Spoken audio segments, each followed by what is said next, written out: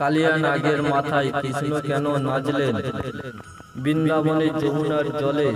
তখন বিষ মিশে গিয়েছিল, কারণ নদীর গভীরে বাস করত ভয়ঙ্কর কালিয়া নাগ।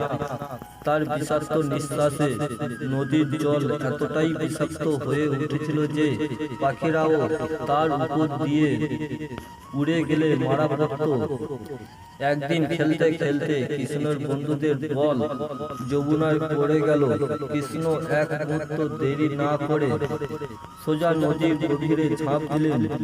কালিয়া নাগ ক্রোধে কৃষ্ণকে জড়িয়ে ধরল, কিন্তু কিছুক্ষণ পরে কৃষ্ণ তার বন্ধন থেকে মুক্ত হয়ে কালিয়া শত শত কোণার উপর উঠে দাঁড়ালেন।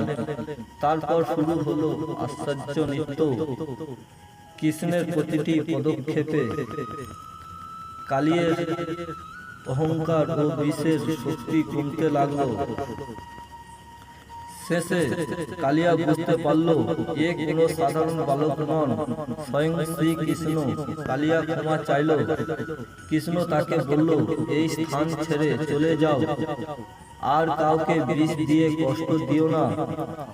কালিয়া যমুনা ছেড়ে চলে গেল আর বৃন্দাবনে ফিরে পেল তার নির্মল জল। শিক্ষা: অহংকার যতই বড় হোক, সত্য ও ধর্মের কাছে একদিন তাকে মাথা নত করতেই হবে।